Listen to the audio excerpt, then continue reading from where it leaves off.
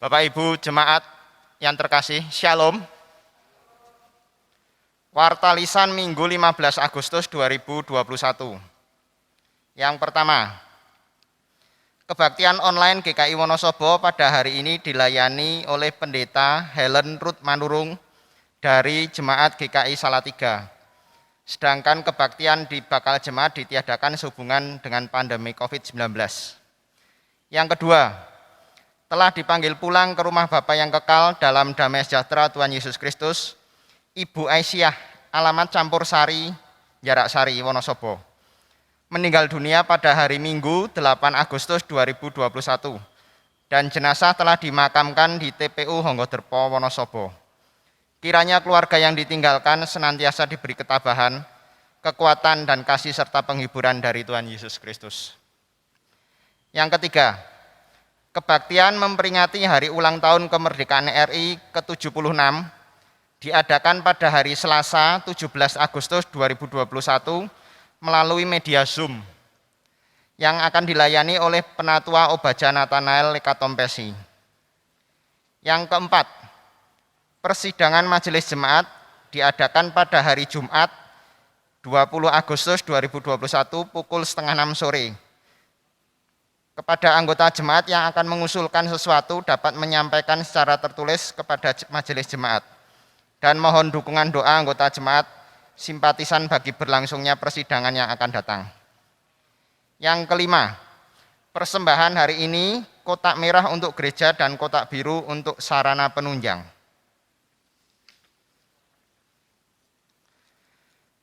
Saudara-saudara yang dikasihi Tuhan, kami mengundang saudara-saudara untuk bangkit berdiri dan berhimpun menghadap Tuhan memasuki ibadah minggu ini dengan menyanyikan PKJ 5, Bersoraklah dan Puji Tuhan.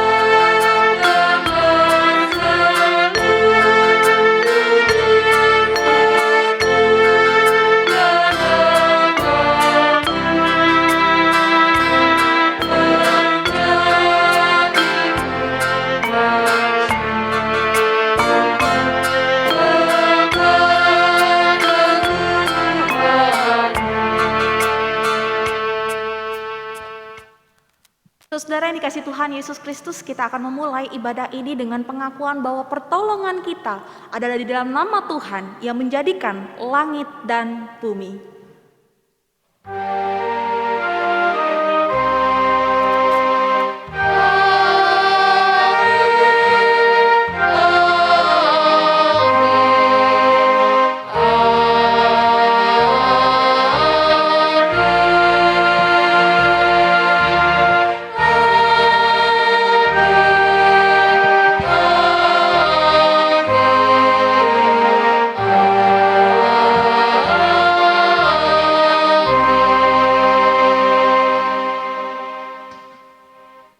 Beserta saudara dan beserta saudara juga. Bapak Ibu Saudara yang terkasih dalam Yesus Kristus, kita harus paham bahwa Tuhan Yesus mengundang kita supaya kita bersedia makan daging dan minum darahnya, yang adalah makanan dan minuman sejati bagi kita agar kita beroleh kehidupan. Kita diajak untuk mengalami kehidupan yang sungguh-sungguh menyatu dan mendaging dalam Yesus Kristus. Seperti yang terdapat dalam Amsal, pasal yang ke-9, ayatnya yang ke-5 dan ke-6, yang berbunyi demikian. Marilah, makanlah rotiku dan minumlah anggur yang telah kucampur. Buanglah kebodohan, maka kamu akan hidup, dan ikutilah jalan pengertian. Bapak Ibu yang terkasih dalam Yesus Kristus, mari kita bersama-sama datang kepada Tuhan untuk mengakui dosa-dosa kita. Mari kita berdoa. Ya Bapa, kami datang kepadamu di dalam kesederhanaan, di dalam keterbatasan, dan di dalam segala kekurangan kami. Saat ini Tuhan, kami memohon ampun apabila di dalam kehidupan kami sebagai gereja, kami masih belum memahami apa yang menjadi tujuan-Mu di dalam hidup kami. Ampuni kami apabila selama ini kami masih berpegang kepada pengertian kami sendiri, dan kami tidak mau mengerti akan rencana-Mu. Tolonglah kami agar kami dapat berserah, dan kami dapat belajar, dan kami juga dapat memperbarui hidup kami. Dan tolonglah kami Tuhan, agar kami dapat menjadi gereja yang menyatakan kehendak-Mu bagi seluruh ciptaan yang ada di sekeliling kami. Dalam nama Tuhan kami Yesus Kristus kami berdoa. Amin. Bapak Ibu yang terkasih dalam Yesus Kristus, berbahagialah setiap kita yang diampuni pelanggaran dan dosanya. Kini hiduplah seturut dengan kehendak Tuhan, seperti firman Tuhan yang diambil dari Efesus 5 ayat 15-16. Karena itu perhatikanlah dengan seksama bagaimana kamu hidup, janganlah seperti orang bebal, tetapi seperti orang arif. Dan pergunakanlah waktu yang ada, karena hari-hari ini adalah jahat. Demikianlah berita anugerah dari Tuhan.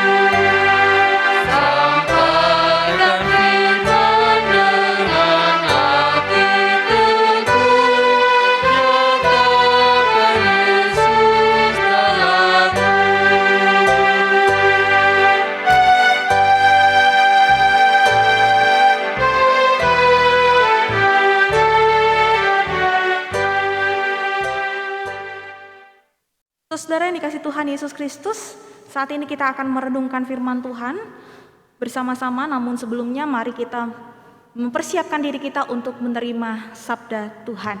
Kita berdoa.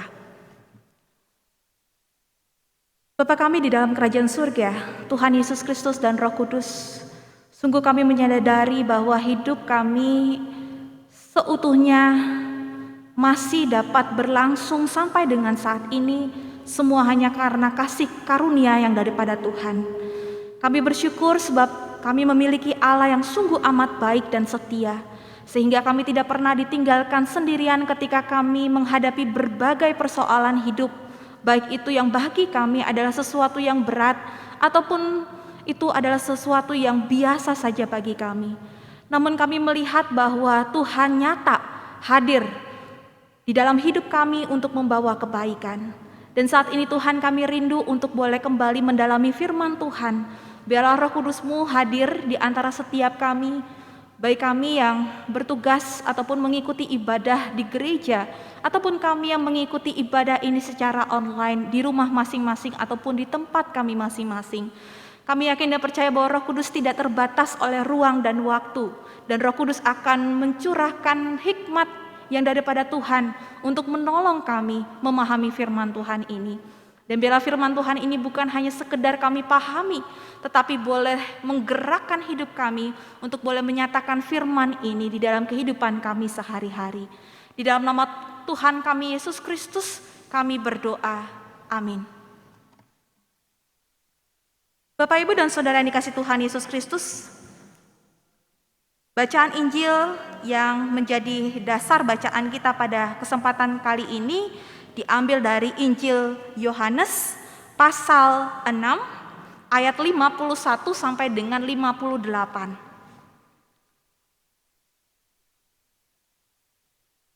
Akulah roti hidup yang telah turun dari sorga. Jikalau seorang makan dari roti ini, ia akan hidup selama-lamanya. Dan roti yang kuberikan itu ialah dagingku yang akan kuberikan untuk hidup dunia. Orang-orang Yahudi bertengkar antara sesama mereka dan berkata, bagaimana ia ini dapat memberikan dagingnya kepada kita untuk dimakan?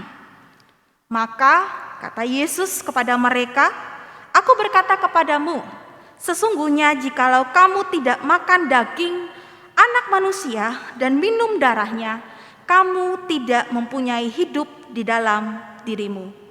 Barang siapa makan dagingku dan minum darahku, ia mempunyai hidup yang kekal, dan aku akan membangkitkan dia pada akhir zaman. Sebab dagingku adalah benar-benar makanan, dan darahku adalah benar-benar minuman.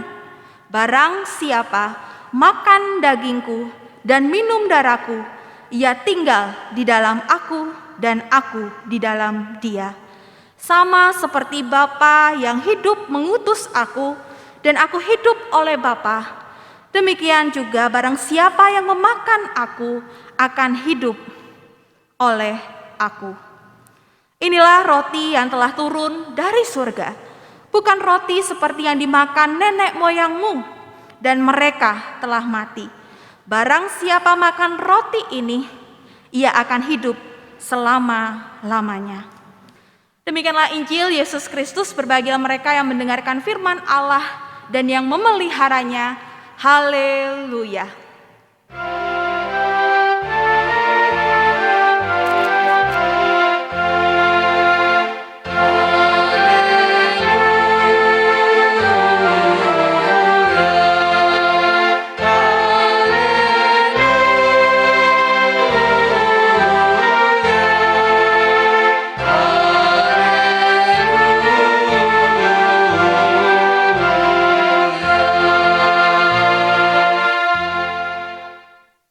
Saudara yang dikasihi Tuhan Yesus Kristus, ada sebuah pertanyaan refleksi yang bisa kita hayati di awal khotbah ini.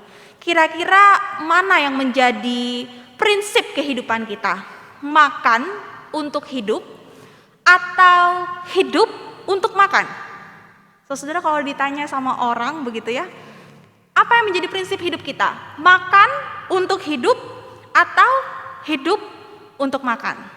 Tentu saudara, dua pernyataan ini punya makna yang berbeda. Kalau dikatakan makan untuk hidup, berarti kita makan supaya kita tetap hidup ya. Tetapi kalau ada pernyataan yang mengatakan hidup untuk makan, itu konotasinya bisa memberikan sebuah pengertian bahwa ya kita bisa hidup gini tujuannya adalah untuk makan gitu ya. Kita perlu makan dan kita mau makan, dan makan menjadi sesuatu yang menjadi fokus kehidupan kita, yang menjadi tujuan kita. Saudara yang dikasihi Tuhan Yesus Kristus, sampai saat ini ada banyak sekali orang-orang yang pencinta kuliner, yang suka makan makanan yang enak begitu ya, yang unik, yang katanya aneh dalam tanda kutip, yang unik, yang langka ya, yang jarang-jarang ada, tapi disukai oleh banyak orang. Ya, kalau kita melihat acara-acara di televisi ataupun di media sosial, ada banyak sekali orang yang merekomendasikan sebuah masakan ataupun sebuah tempat makan ya, yang bisa didatangi oleh banyak orang untuk bisa mencari tahu ya, apa sih rasanya makanan ini? Makanan tuh ada beragam ya, macam-macamnya, variasinya. Nah, saudara yang dikasih Tuhan Yesus Kristus, bagaimana dengan kehidupan kita? Kita mau makan untuk hidup atau hidup untuk makan? Nah, bukan berarti yang kuliner-kuliner ini kita tidak boleh menyentuh sama sekali ya, gitu ya. Kita boleh saja menjadi pencinta kuliner, tetapi jangan sampai hal itu membuat kita menjadi fokus pada diri kita sendiri. Fokus kepada perut kita yang kenyang, akhirnya tidak peduli dengan perut sesama yang kekurangan atau membutuhkan makanan. Kita menjadi egois terhadap diri kita, begitu ya, tidak peduli lagi kepada sesama. Nah, kalau sudah sampai jatuh kepada sikap yang demikian, tentu itu yang bertentangan dengan firman Tuhan. Namun saudara, sekali lagi bahwa pada dasarnya harusnya manusia membutuhkan makanan untuk dapat bertahan hidup, supaya dapat memberikan daya pada manusia untuk melakukan berbagai aktivitas. Dan itu memperlihatkan bahwa makanan itu menjadi sebuah kebutuhan yang pokok, yang utama, yang primer di dalam kehidupan manusia. Ya, kita bayangkan saja ya saudara, kalau satu hari kita tidak makan, ya lama-lama kita bisa lemas. Kalau besoknya lagi kita tidak makan sama sekali, beberapa hari kita tidak makan, itu nanti kita akan menjadi kelaparan. Dan kalau kita seterusnya tidak makan dalam jangka waktu yang panjang, ya lama-lama kita bisa mati ataupun meninggal, saudara. Kalau di sini kita melihat dalam bacaan kita bahwa Yesus mengibaratkan dirinya sebagai roti hidup, itu menunjukkan bahwa Yesus mau mengatakan bahwa dia adalah kebutuhan pokok yang dibutuhkan oleh manusia untuk hidup. Ya, di pasal 6 ayat 51 dikatakan, akulah roti hidup yang telah turun dari surga. Jikalau seorang makan dari roti ini, ia akan hidup selama-lamanya. Dan roti yang kuberikan itu ialah dagingku yang akan kuberikan untuk hidup dunia. Saudara, Yesus menyatakan bahwa inilah yang paling pokok yang dibutuhkan oleh manusia di dalam kehidupannya. Manusia juga dikatakan dalam firman Tuhan yang lain, manusia hidup bukan dari roti saja, tetapi dari setiap firman yang keluar dari mulut Allah. Dan itu memberikan pengertian kepada setiap orang Kristen bahwa kita punya kebutuhan jasmani ya sebagai manusia ya, yang harus dipenuhi kebutuhannya, yaitu makanan dan juga minuman. Tapi kita juga punya kebutuhan-kebutuhan lain sebagai manusia yang utuh secara keseluruhan, yaitu salah satunya adalah kebutuhan rohani atau spiritual. Ya, oleh sebab itu, saudara, seringkali kita melihat ada orang-orang di sekitar kita ketika mengalami pandemi COVID-19, begitu ya. Secara jasmani kebutuhannya tercukupkan, mereka masih bisa tetap makan, ya. Mereka masih tetap bisa minum, mencukupkan apa yang menjadi kebutuhan primer mereka, utama mereka. Tetapi ternyata dengan kondisi situasi yang seperti ini membuat pikiran mereka menjadi sulit menghadapi situasi yang tidak mudah, segala sesuatu kegiatan dibatasi ya.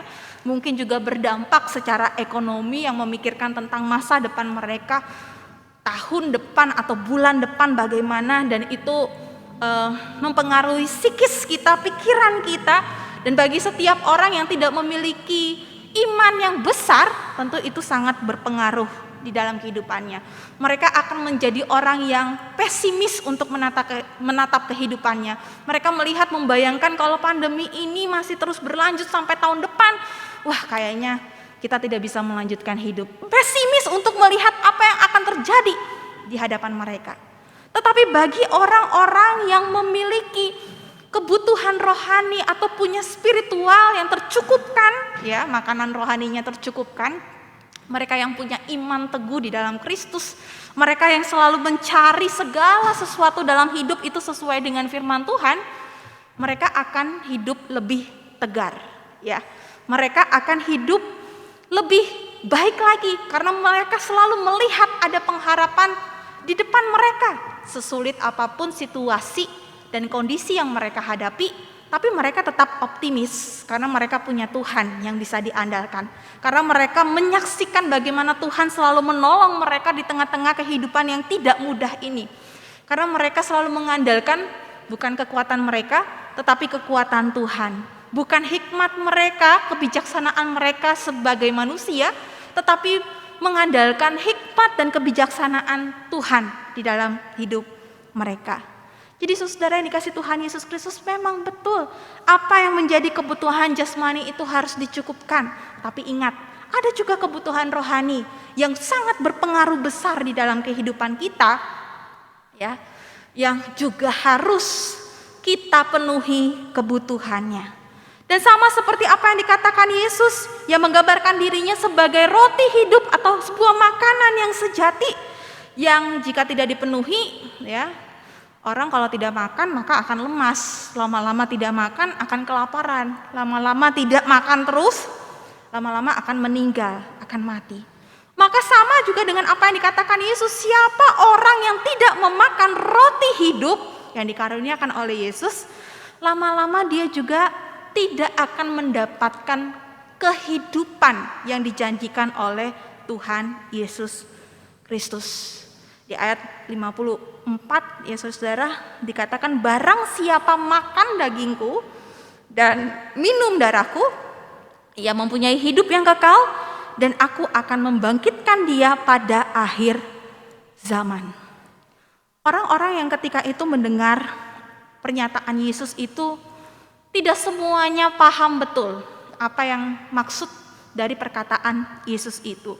Orang-orang Yahudi pada saat itu berpikir bagaimana caranya dia bisa memberikan dirinya sebagai roti hidup, ya. Padahal ya dia itu manusia. Apakah kami harus memakan dia seperti kanibal begitu ya, memakan daging manusia yang lain? Tidak, saudara. Yang dimaksudkan oleh Yesus di sini adalah bagaimana ia menyatakan bahwa dagingku dan darahku akan diberikan kepada mereka untuk supaya mereka mempunyai hidup yang kekal, ya. Walaupun orang-orang Yahudi pada saat itu tidak dapat mengerti, tapi sebenarnya maksud perkataan Yesus itu adalah mengarah kepada pengorbanan Yesus Kristus di kayu salib, ya. Ada kata tubuhku dan darahku yang menyatakan bahwa Yesus mengorbankan hidupnya untuk bisa menyelamatkan orang-orang berdosa. Bukan hanya orang-orang tertentu dengan keturunan dari suku atau bangsa atau negara tertentu, tetapi Yesus mengatakan bahwa hidupnya diberikan untuk dunia, hidup dunia, terbuka bagi siapapun, bagi orang lain yang mau percaya dan hidup di dalam Kristus. Setiap orang berdosa punya kesempatan yang sama untuk bisa bertobat. Setiap orang berdosa punya kesempatan yang sama untuk bisa mengenal Yesus dan percaya pada Yesus, bahkan mendapatkan keselamatan yang daripada Yesus. Itu sebabnya saudara, bagi kita orang Kristen, jarang sekali orang Kristen yang punya pemahaman takut akan kematian. Betul ya? Kalau kita mengikuti ibadah-ibadah kedukaan, baik itu di dalam ibadah penghiburan ataupun ibadah pemakaman atau ibadah kremasi, begitu ya, kita akan melihat bagaimana orang Kristen tetap memuliakan Tuhan di saat-saat duka, di saat-saat kesedihan dalam hidupnya, di saat-saat sulit dalam hidupnya. Tetap memuliakan Tuhan karena punya pengharapan besar bahwa orang yang dikasihi ini memang sudah pergi, tidak bisa bertemu lagi secara fisik seperti biasanya, tetapi punya pengharapan besar bahwa orang yang dikasihi ini sudah mendapatkan tempat yang lebih baik daripada apa yang ada di tengah-tengah dunia ini. Sudah kembali pulang ke rumah Bapa yang kekal. Jadi kematian bukanlah menjadi sesuatu hal yang menakutkan. Sebab yang menjadi pegangan bagi orang Kristen adalah janji Kristus yang akan memberikan hidup kekal, keselamatan bagi setiap orang yang percaya. Saudara, Bapak Ibu yang dikasih Tuhan Yesus Kristus, kalau kita juga menyimak apa yang dikatakan Yesus di dalam ayat 56 sampai dengan 57, dia mengatakan barang siapa makan dagingku dan minum darahku, Ia tinggal di dalam aku dan aku di dalam dia. Sama seperti Bapa yang hidup mengutus aku dan aku hidup oleh Bapa, demikian juga barang siapa yang memakan aku akan hidup oleh aku. Saudara yang dikasihi Tuhan Yesus Kristus, kalau kita mau mendalami perkataan Yesus itu, kita akan menyaksikan bahwa Yesus menegaskan selalu ada kesatuan antara orang percaya dengan Yesus Kristus. Kalau kita makan tubuh Yesus, kita minum darah Yesus, dalam pengertian kita mengimani dan mengamini bahwa tubuh dan darah Yesus itu sudah diserahkan untuk menyelamatkan kita orang berdosa, kita beriman dan hidup di dalam Kristus, maka ada kesatuan antara kita dengan Kristus, ya. Kesatuan kita dengan Kristus yang pasti akan mengubahkan kehidupan kita. Ya, kata Yesus, seperti Bapa mengutus aku di dalam Bapa, Bapa di dalam aku. Ada kesatuan yang utuh. Kehendak Bapa itulah yang dilakukan oleh Yesus, sama dengan kehendak Yesus, ya. Begitupun juga dengan orang-orang percaya di dalam Yesus. Mereka akan hidup menyatu, satu kesatuan, tidak bisa terlepaskan satu dengan yang lain. Jadi kita tidak bisa mengatakan bahwa kita percaya kepada Yesus, tapi kita tidak menghidupi apa yang menjadi prinsip-prinsip kehidupan yang diajarkan Yesus dalam firman Tuhan.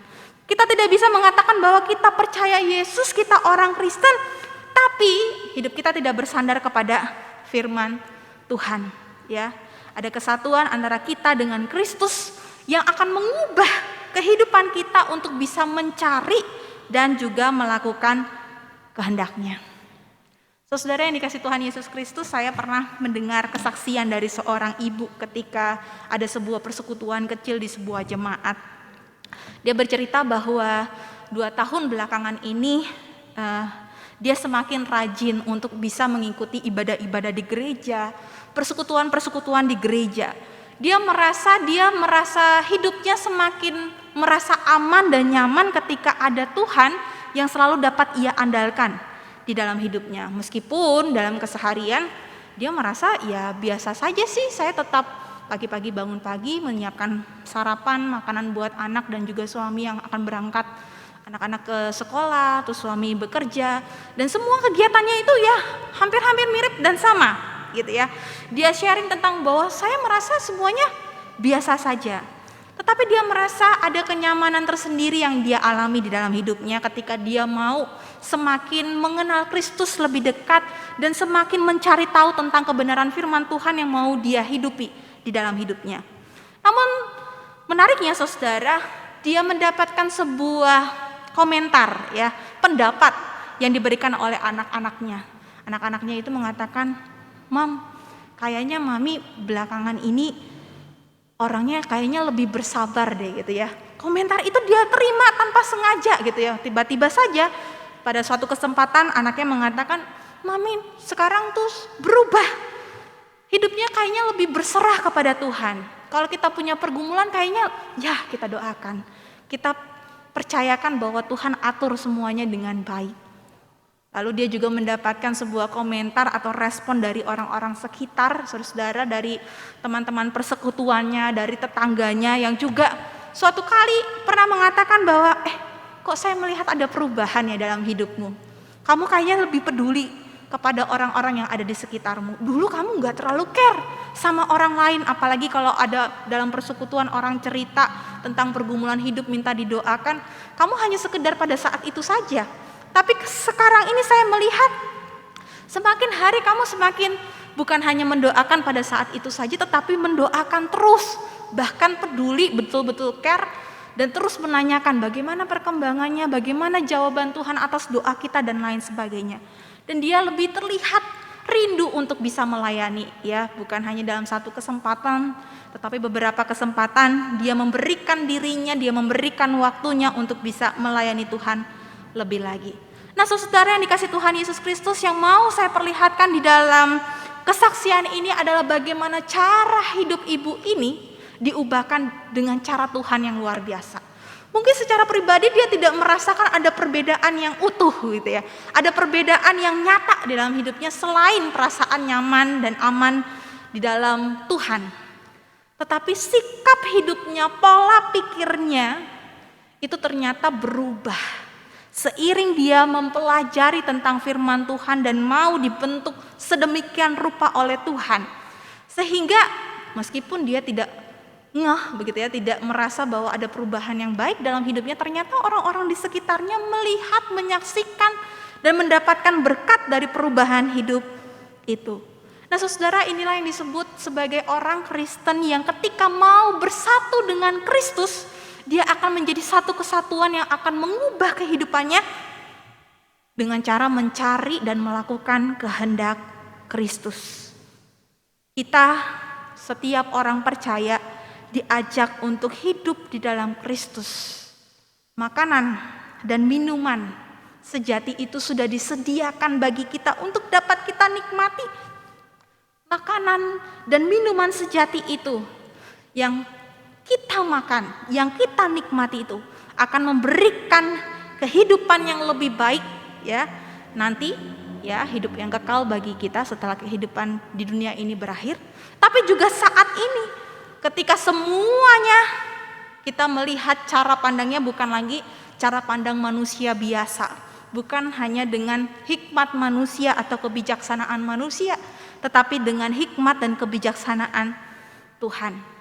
Kita melihat hidup kita bukan hanya sebagai karunia berkat yang Tuhan beri buat kita sendiri atau buat keluarga kita sendiri, tetapi kita melihatnya, memandangnya dengan cara pandang Tuhan, yaitu kita diberikan hidup ya untuk memberkati hidup kita, tetapi juga dipakai Tuhan untuk bisa memberkati orang lain.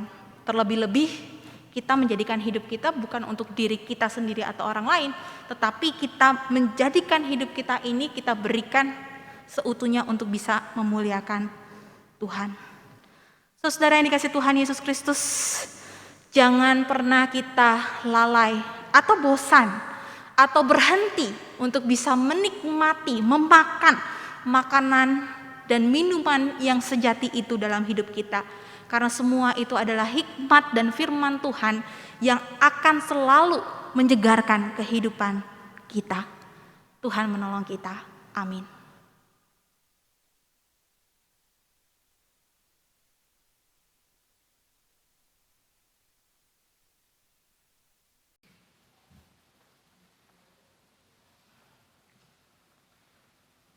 Jemaat dipersilakan untuk bangkit berdiri. Bersama dengan umat Allah di segala masa dan tempat, marilah kita menyatakan pengakuan iman rasuli yang demikian. Aku percaya kepada Allah, Bapa yang Maha Kuasa, Khalik langit dan bumi, dan kepada Yesus Kristus, anaknya yang tunggal Tuhan kita, yang dikandung dari Roh Kudus, lahir dari anak darah Maria, yang menderita sengsara di bawah pemerintahan Pontius Pilatus, disalibkan, mati dan dikuburkan, turun ke dalam kerajaan maut. Pada hari yang ketiga, bangkit pula dari antara orang mati, naik ke surga, duduk di sebelah kanan Allah, Bapa yang Maha Kuasa. Dan dari sana ia akan datang untuk menghakimi orang yang hidup dan yang mati. Aku percaya kepada Roh Kudus, gereja yang kudus dan am, persekutuan orang kudus, pengampunan dosa, kebangkitan orang mati, dan hidup yang kekal. Amin. Dipersilakan duduk. Jemaat yang dikasihi Tuhan Yesus Kristus, marilah kita bersama-sama menaikkan doa syafaat kita. Kita berdoa. Allah Bapa kami yang bertata di dalam kerajaan surga, sungguh kami mengucap syukur atas segala kasih setia dan perlindungan Tuhan yang sempurna di dalam kehidupan kami. Saat ini kami rindu untuk menyatakan apa yang menjadi kerinduan kami, permohonan kami di hadapan-Mu, sehingga kami rindu untuk mencari apa yang menjadi kehendak Tuhan yang boleh jadi dalam kehidupan kami. Terutama ketika kami menghadapi pandemi COVID-19. Bapak, biarlah Engkau terus boleh beserta dengan saudara kami dan memberkati saudara kami, para tenaga kesehatan, para aparat keamanan, Satgas COVID, ataupun seluruh lapisan masyarakat yang boleh terlibat untuk boleh mengupayakan yang terbaik dalam menangani COVID-19 ini. Biarlah Engkau memberkati dan terus berkarya di dalam proses vaksinasi yang terus kami kerjakan bersama-sama. Engkau juga memberkati setiap usaha upaya kami untuk boleh menjalankan prokes dengan sebaik-baiknya.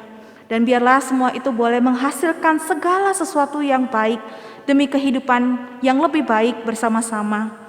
Kami juga mau berdoa saat ini Tuhan untuk saudara kami yang sedang sakit, yang terinfeksi COVID-19, mereka yang sedang isoman.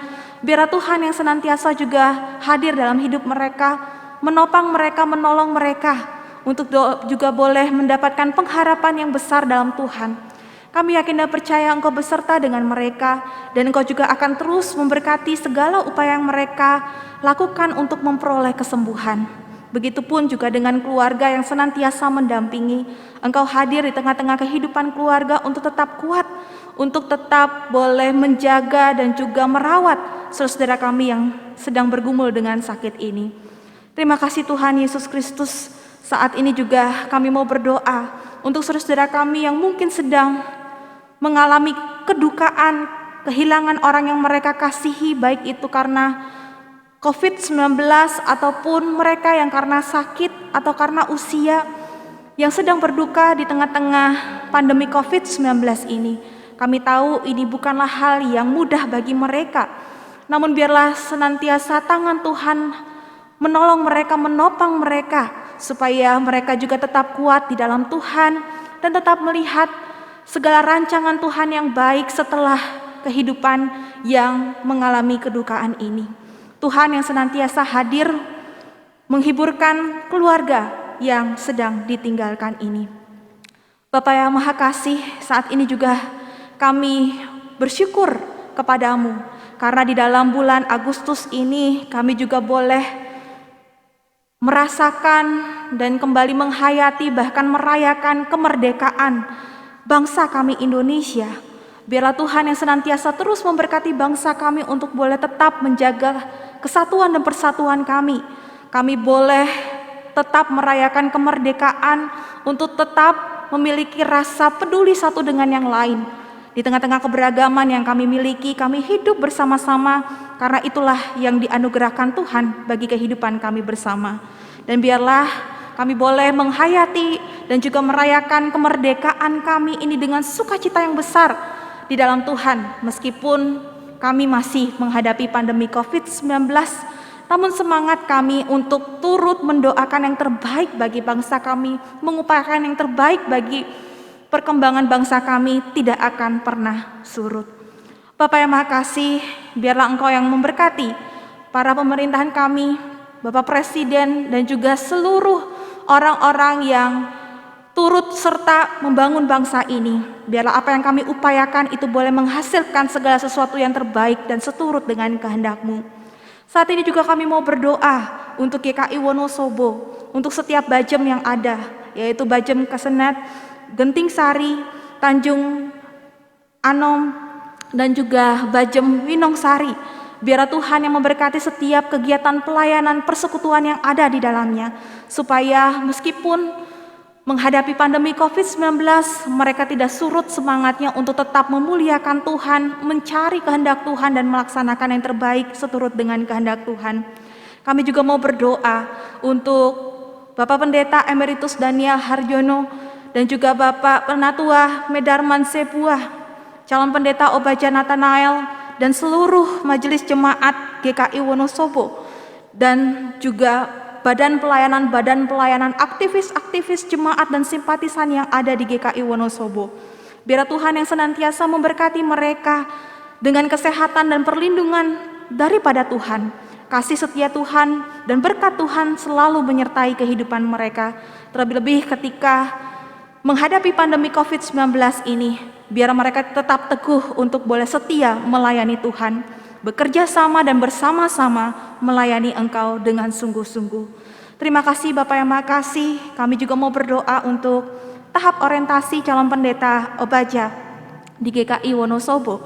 Biar Tuhan yang memberkati setiap proses dan tahapan yang harus dijalani bersama dengan majelis jemaat, dan biarlah semua itu menghasilkan segala sesuatu yang baik, sehingga boleh mencukupkan segala kebutuhan bagi GKI Wonosobo untuk mendapatkan pengerja baru, hidup bersama-sama dan melayani Tuhan bersama-sama di tengah-tengah jemaat Tuhan ini. Terima kasih Bapa, inilah ungkapan syukur kami dan permohonan kami. Di dalam nama Tuhan kami Yesus Kristus kami berserah, sebab kehendak-Mu pasti yang paling terbaik di dalam kehidupan setiap kami. Amin.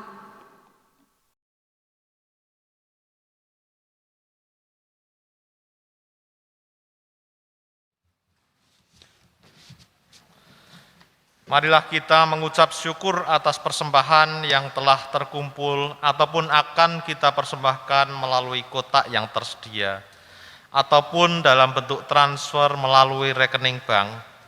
Adapun nas persembahan terambil dari Efesus 5 ayatnya yang ke-20.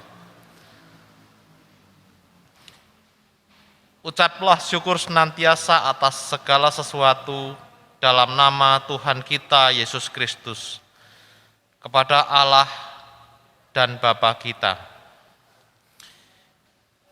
Mari bersama kita bangkit berdiri, kita menaikkan doa persembahan kita.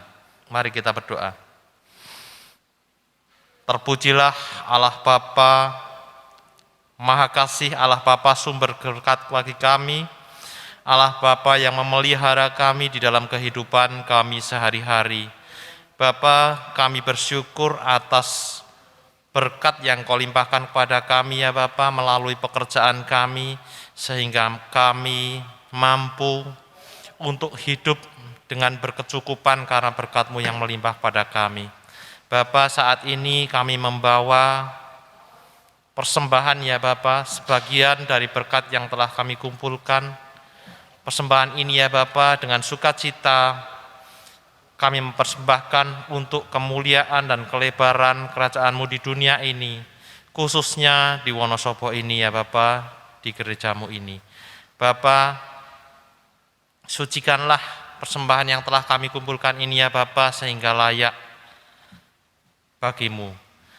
Inilah persembahan syukur kami ya Bapa, di dalam nama Tuhan kami Yesus Kristus kami berdoa. Amin.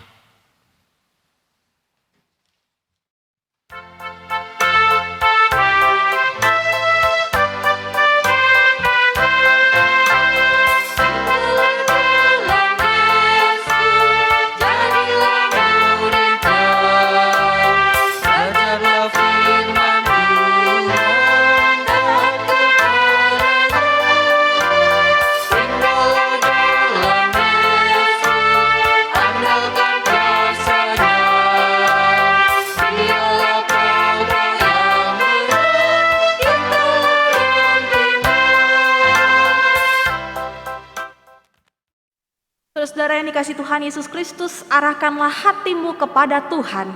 Kami mengarahkan hati kepada Tuhan. Jadilah saksi Kristus. Syukur kepada Allah. Terpujilah Tuhan. Kini dan selamanya. Kini pergilah dan terimalah berkat yang daripada Tuhan. Tuhan memberkati engkau dan melindungi engkau. Tuhan menyinari engkau dengan wajah-Nya dan memberi engkau kasih karunia. Tuhan menghadapkan wajah-Nya kepadamu dan memberi engkau damai sejahtera.